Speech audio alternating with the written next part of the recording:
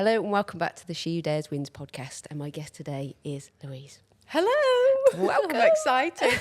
I'm so excited to have you because I already know a bit of your story, but the viewers, listeners don't. So, She Who Dares Wins. Can you tell me how you've dared and won? Oh, God. It's been a long journey because I turned 60 this year, which was a frightening experience for me, but I actually bloody love being 60.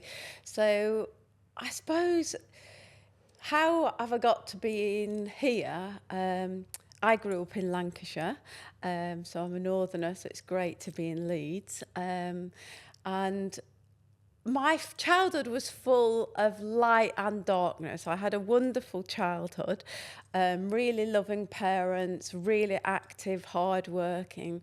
But my dad was an alcoholic, and that brings trauma with it. So there was a bit of abuse in the house, and it was very volatile. So I found solace in horses and just used to disappear out of the house and just go up to the stables and help out there. And I think it really knocked my confidence, like that, a really aggressive male energy in my childhood. And I was very introverted and quite shy. So I started off life being quite timid and like isolated myself a bit, and I'm dyslexic, and back in my day you were just classified as thick if you were dyslexic. Yeah, my daughter Meg says to me, well, you're ADHD as well, so I probably was. Just giving you two things there to worry about. Yeah, so combined with feeling I was trying hard but wasn't academically succeeding like my friends. And so, yeah, I used to hide myself in books and stuff. So that was the beginning. And I suppose I just wanted to succeed on my own. It kind of, being in that home environment, it's like, you've got to look after yourself. And I can remember none of my family in those days went to uni. Like one of my grandmas used to work in a fish shop, and my mum had done really well, worked her way up and become a lecturer.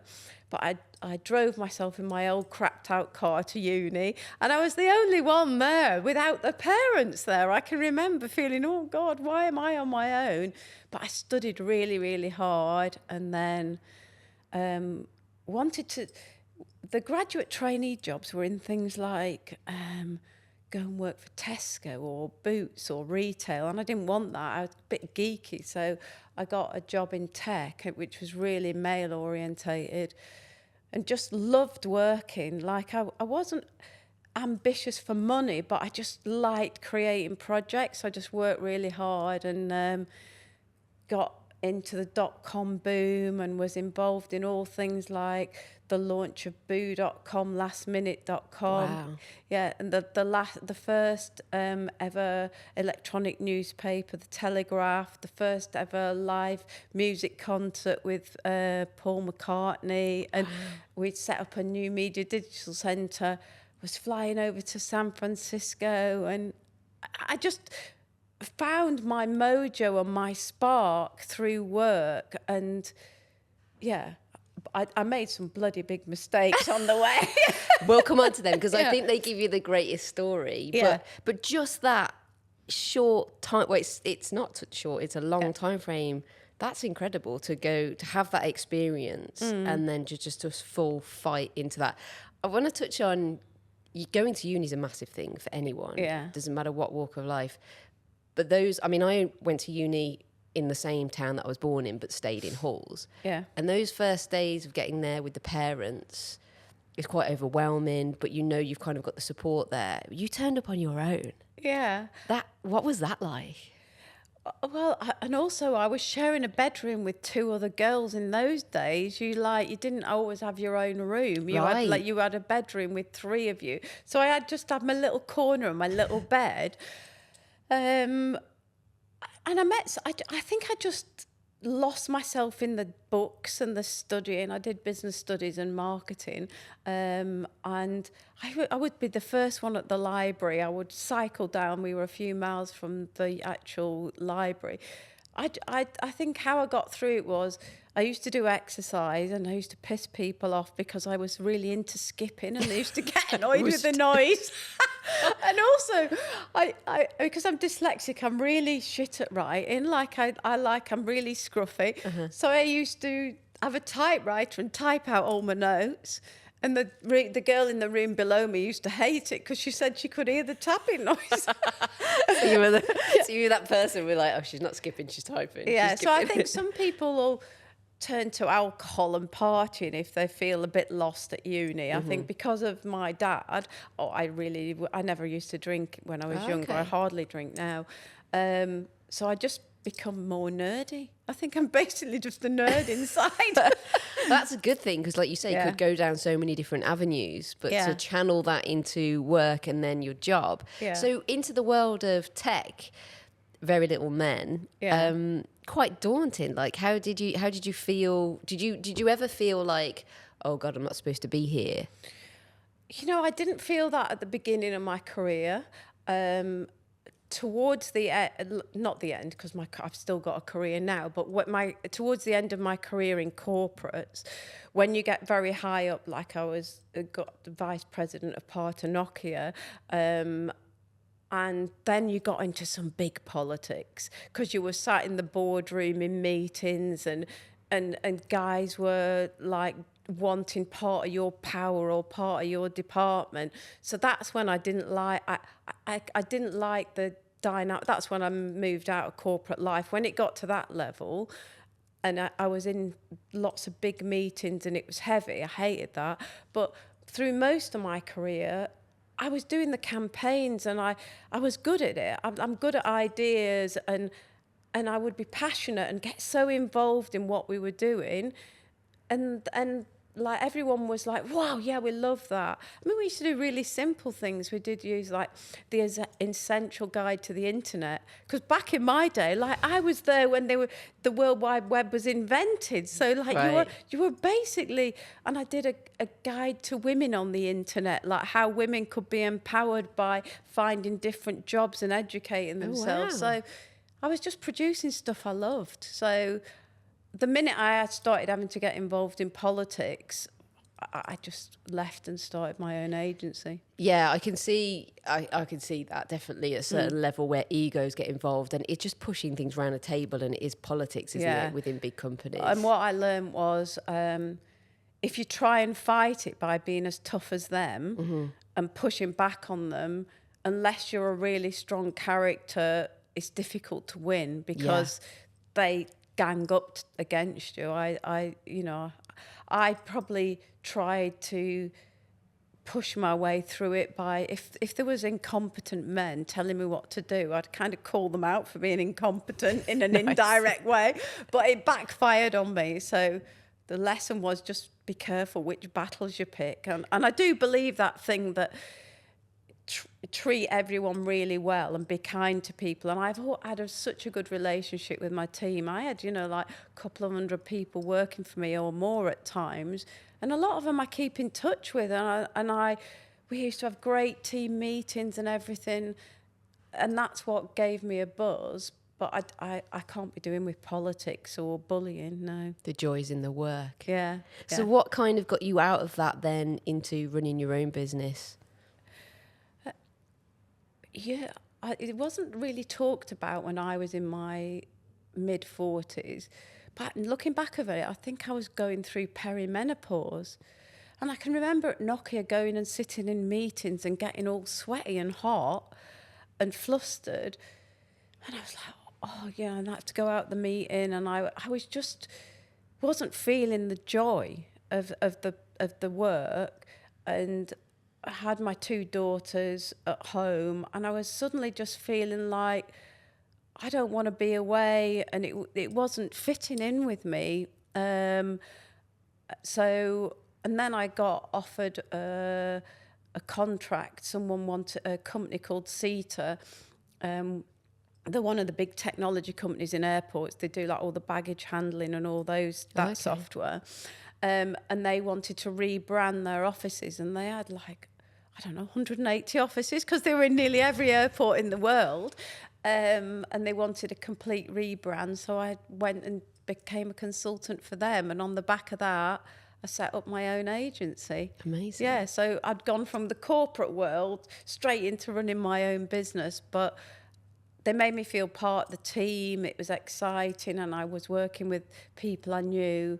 I was just flew to Montreal to redo a whole office and in different places. I just loved it. Yeah. Oh, wow. Yeah. And the one thing that we've missed here, which is huge as well, is that you're a mum. Oh, yes, I love being a mum. And now I'm a grandma as well.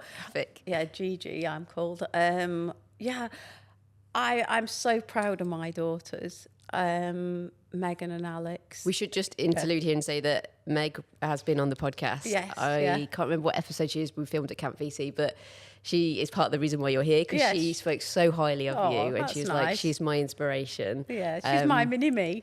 She is. She totally is.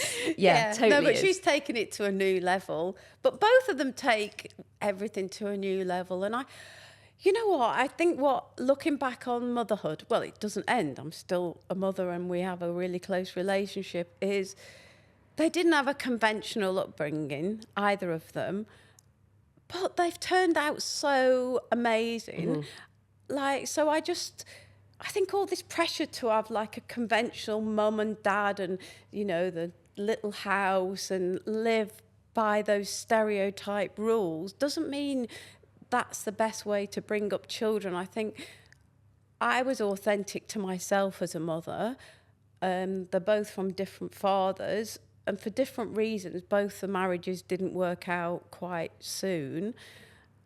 But if I look back, I was able to give them a lot more of myself, because we called ourselves the farm girls because we lived on a farm. And yeah, I dedicated myself to my career, my girls, and we had horses, and we always did lots of experience together. And, you know, Christmas Day, we'd be putting tinsel on the horses and go for a ride together or go off skiing. And I think because they saw me as a single parent working hard, you know, and our house was a bit like the Waltons, but, you know, because everyone was coming in and out.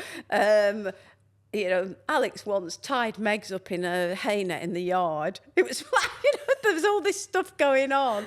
And then one day, we had a big horse box, and she decided she didn't want to go out in the horse box, and she just opened the horse box door, and there was no steps, and fell out. She came in and she was covered in like blood, you know. So there was always like crazy little things happening, but I think it's made them both quite independent, quite family orientated. They're active. I would say so. I randomly got chatting to Meg by campfire. Yeah. So she was just stood, and she said something really off the cuff, and I was like, yeah. And we just started this conversation, and then I asked her what she did, and she talked about the film work, and I was like, that's really interesting. Do you want to come on the podcast? She was like, yeah.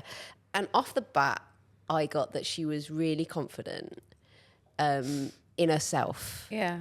And that she was very free-spirited, and she kind of knew where she was going. And then when I asked how old she was, I was like, whoa, okay, there's something special here.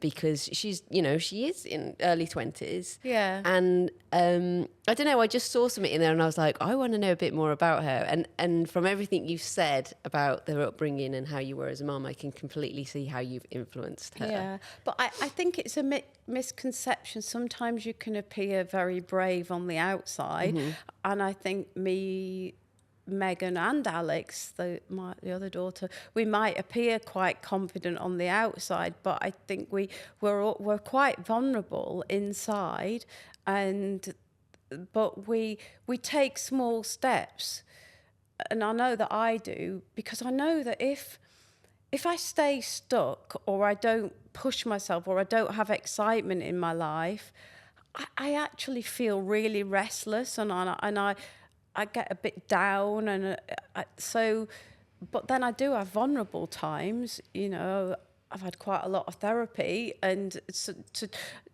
I think it's good to be able to show your vulnerability, because I think a lot of people, and I did this, you bury it inside and you stop listening to your gut instincts. And I think one of the best things in life about being brave is are you really listening to what your gut's saying? How do you feel inside? How does your nervous system feel?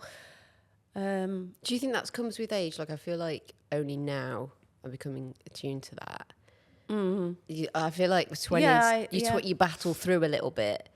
30s, you're still kind of finding your way. And then you realise that actually what you perceive to be someone that's got it all together is not. An actual vulnerability is a great place to start. Yeah, it is. I think mental health and being more open is becoming talked about more now. So I think it's better if you can find it earlier on, and maybe you do find it earlier on, but you have to go through more trauma to push through, to get through and discover what's right for you. You know, I can remember I married someone that was a bit older than me when I was in really early 20s. And I look back and it was a security blanket because I'd had a bit of a traumatic childhood. But then because the person I was married to wasn't the same, wasn't affectionate, he wasn't outgoing, and it was all quite serious and regimented and a bit cold, I couldn't survive.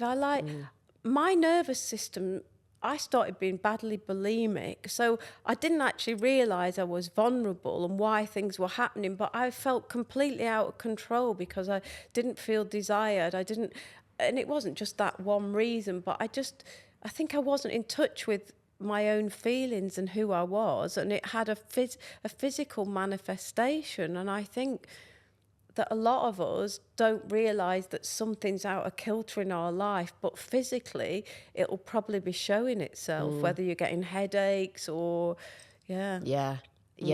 Do you feel like in the male-dominated world, for me anyway, it felt like I was just constantly fighting a little bit and pushing forward and doing new things and doing bigger things, and actually vulnerability. There was one time when I cried. I was heavily pregnant, I think, and I cried in the toilet. But that was like the only time. And I remember thinking, I've not cried in 10 years. And I was like, that's not a good thing. Did you feel the same working in tech, that there was no outlet to be like, ugh?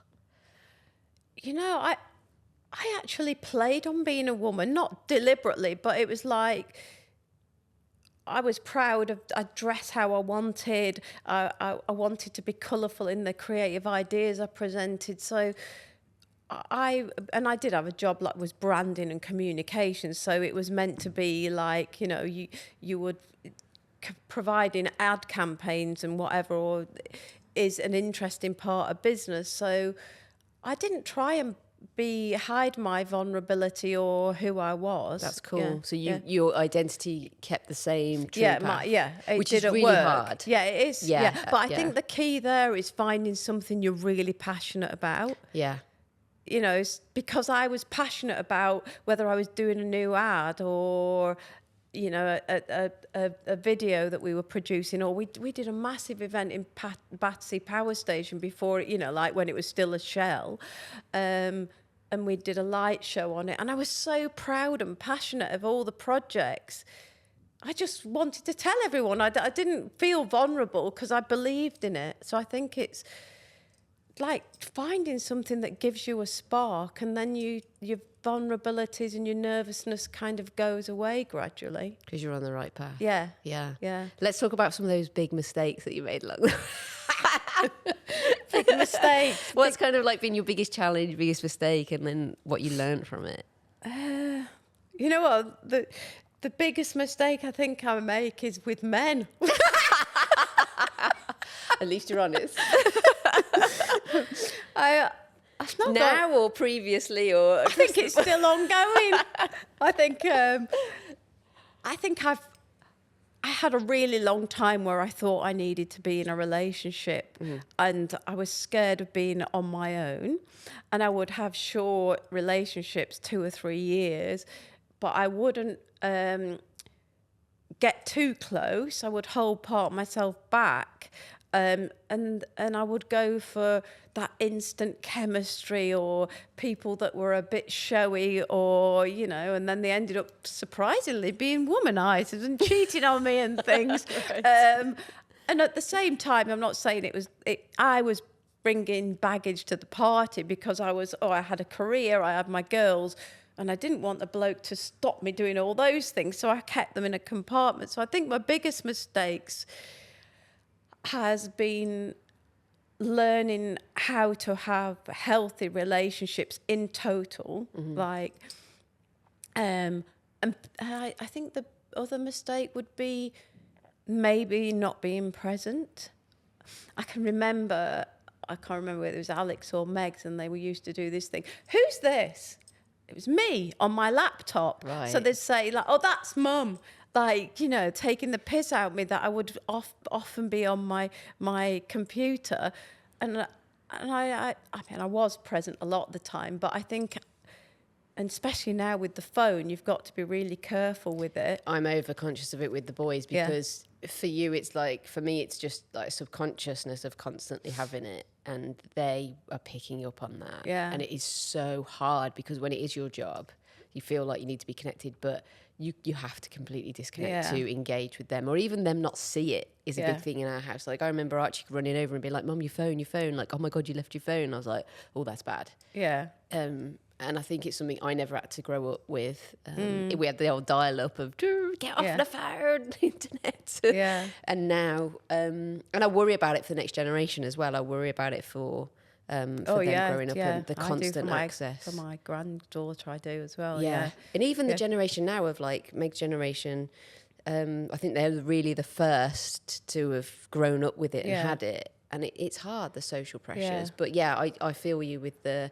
it's for anyone that I've had on the podcast that has a successful business, the balance is so hard. And I think there's always a trade-off, isn't there? Yeah. You know, you have to trade off, and it's figuring out what works for you doesn't necessarily work for someone else. I was just thinking of other mistakes I've made. I think another one is giving into my monkey brain. Oh, okay. So the chimp mentality? Yeah, or? well, just, you know, like letting negative thoughts keep going over and over in my mind, or worrying about if you've said the wrong thing to someone, or just over worrying about things and getting anxious about things, or being a bit negative about yourself. You know, about body image as well. There's so much pressure on body image and what you look like. And now I've kind of, I actually don't want perfection. I'm never going to get it. But like, you're just thinking, I like people that are a bit, you know, that imperfectly perfect scenario. So I think it's not giving into social media pressure or stereotype pressure, and letting that go round and round in your brain, you know, like, oh, it's my fault that I've not had a relationship, or I don't look right, or I'm too old. And I think not letting those negative thoughts take over. And you can train yourself to have a positive mindset. I really do believe, and I have got a really positive mindset now. And it's like, I love being single.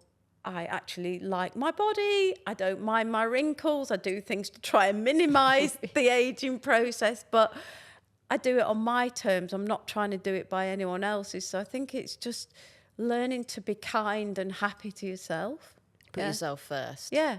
No, I would agree with that. I think it's I think something we all fight with on a daily basis. No one has it nailed. But you do so much now on Instagram to kind of empower women as well, like, and I love that. So many people reached out to me and were like, you've got to have Louise on because she, you know, she's amazing at setting that. Where did that come from? Because I started my Instagram, I think it was about 10 years ago, as I turned 50, and I started getting into wellness and well-being. I'd always been healthy and active, and I trained as a wellness coach, and I didn't want to be invisible.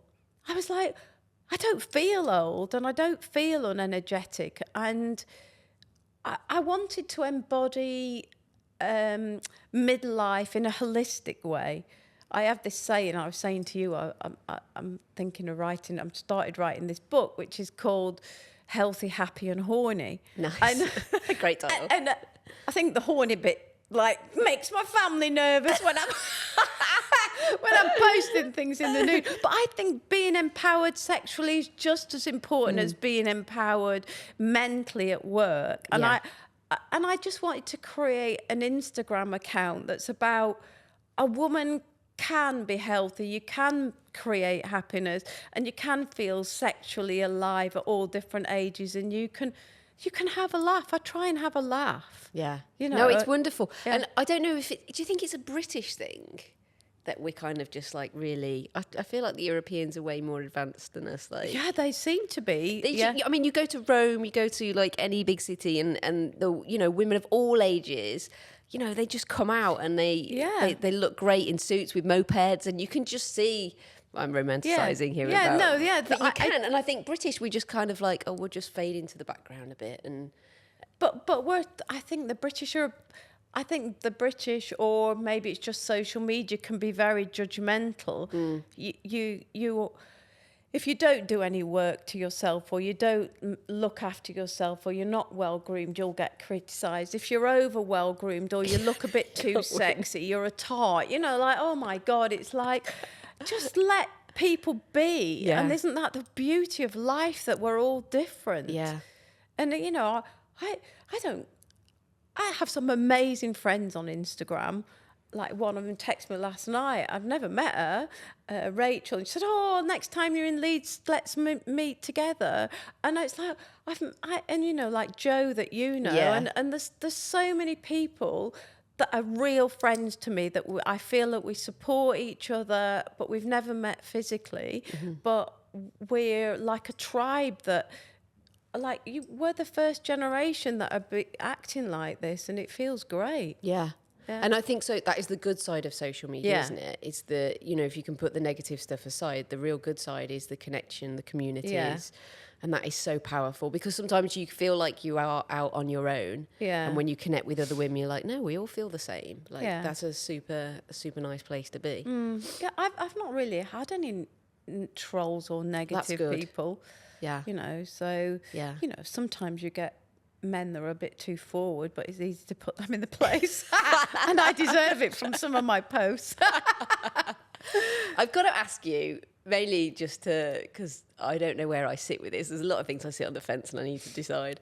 But a few people that I followed on Instagram over the years, I'm not saying you say younger, but they have kind of been forging their way and empowering women.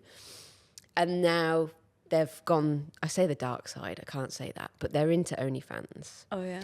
And half of me sits there and thinks, wow, super empowering, because, you know, they're using the sexuality to benefit from that, from a money point of view. Yeah. You know, if guys want to see it and they don't mind giving it, then, you know, what is wrong with that?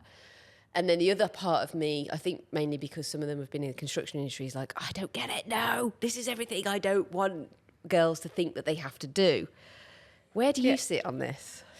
Yeah, that is a tricky one. And obviously I don't agree with exploitation and trafficking and that side of porn or sexuality. But I do believe that women should be empowered to show their bodies and do whatever they want with their bodies if they're in control and they feel safe, and it's their decision. So I think it's about, like everything in life, it's about it being done with the right moral base and foundations. Right. But you know, like I said, part of what I stand for is that we are sexual beings. Mm-hmm. So I think we need not so much, you know, like, I don't mean like sex just like in porn sex. It's more like the touch, the cuddling. Human beings need a physical touch, just like you need to eat, just like you need to exercise. And so I think we should be free to explore all those avenues, and it's going to be different for some people than others. I'm still on the fence. Yeah, but I do think it's quite interesting. It is an interesting debate. Where that's coming from, and also I think for me it's a little bit of fear. I think because one of them specifically was in the industry that I was in knowing what guys are like, and like, how do you protect yourself from that? Yeah, the jury's still out on that, but that was interesting to get your perspective. Yeah. I mean, I think you can just walk down the street and not feel safe if you're in the wrong place. Yeah. So Yeah. I think you've always got to be aware of, that things can go wrong. Yeah. Yeah. And what's for you for this next era? What's for me? I just want to continue juggling lots of different projects. I'm not ready to retire, but I like to take things a bit slower. One of the things I've done this year, which I really would say to everyone, is to try. I was dreading being 60, so I thought, right, what I'm going to do is I'm going to do one thing a month that I haven't done before. It doesn't have to be a big, expensive thing. It can be small, but like I did things like I had a friend that had moved to St. Lucia 20 years ago, and I'd never seen her since she moved, and I went to stay with her. And so I think now I want to do more of that, like continue planning experiences. There might be intellectual experiences, like getting another book published, or mini trips with people I love, or I was thinking I would like to learn some sort of dancing. I don't know. Break dancing might be a bit difficult with me. When you've been riding all your life, your hips don't move. But I would like to do some like fluid movement thing. So there's actually a lady on Instagram. I will figure her out and show you. She's in New York. I think she turned 60, and she originally was in LA and decided to go dancing. And I know this because I follow the dance company, because when I was out there, I was like, I can do that, and I went to dance class. Yeah. And it's a famous, it's called Millennium Dance Studio, and it's famous because all the big artists go there. Britney Spears, Christy. Oh, It's right. where you learn to dance, basically. And I watched her and I was like, oh, this is incredible. The way she dances, and she only got into dancing like 50, 60. all right, I'm going to use her as my inspiration. She's now moved to New York because her lifelong dream was to be on a Broadway show. And she's doing it. Oh, that's amazing. Yeah. Her name's Kim. I will figure out her Instagram and I'll put it in the description, but I'll send it to you. And every time I watch her, I'm like, this is so much more inspiring than some of the dribble that I see on TikTok that you think you have to aspire to. Yeah, I love that. And I think I just want to keep living life like, boldly, like, and enjoying it. And, I have had anxiety this year. Like we haven't really touched on it, but being transparent, it might sound like everything's been hunky-dory, but I've had some panic attacks. And what I've found, I don't know whether it's my age or whatever, but if 4 or 5 things happen in a closed time, my nervous system can just kind of explode, and I'll literally stop breathing, and I'll have which is frightening. And it's so counter to what I've been like all my life. And so I've now putting steps in place, warning signals that I can feel my nervous system getting too strung out, just doing more dog walks, or being with people that I'm about to take up paddle.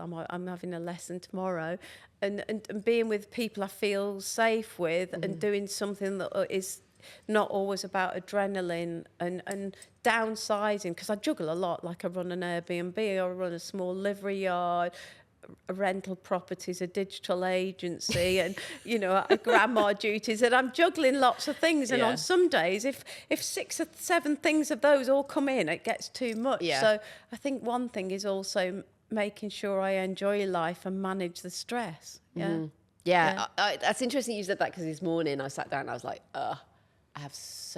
do I have to let some things go? Why don't I just pick 2 things? But then what I love about life is all the things. Yes, yeah. But I do think you shouldn't try and do too much. I think we do try and be Superwoman. Yeah. And actually, my Alex said to me, Mum, you've got a lot in your life already. Don't try and do anything more. Try and spend more time doing what you like doing. Yeah. So things like grooming my Shetland pony. Oh. So cute. I know, just doing, so that's making silly Instagram reels. No, they're not silly. They are empowering to so many women. Yeah.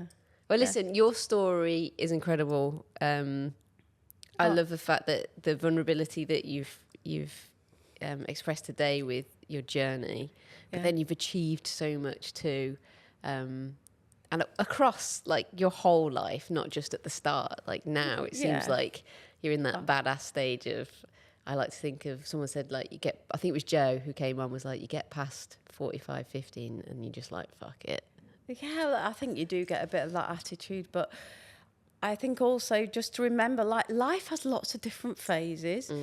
I know there's all that phase, life is short, but actually it's full of lots of different elements, and you can have different, you can morph into different things, and you can experience different things. You can have different jobs, you can have different friendship groups, and I just encourage everyone to just explore and find things that give you a spark in the moment. And I've loved coming on here. It's really inspired me. It's given me some energy. Yeah, and I'm excited to read the book. Yeah, I better start writing more of it. I've only done the preface. But this is your parent. Right, before we stop, I've got a little gift for you here. Oh, thanks. I love presents. There's some little goodies in there. Thanks very much. Meg actually got a T-shirt from me at Camp VC, and I was like, I feel like you deserve the same T-shirt. Oh, yeah, we could do matching, yeah. And some stickers in there. Oh, thanks. You're absolutely welcome.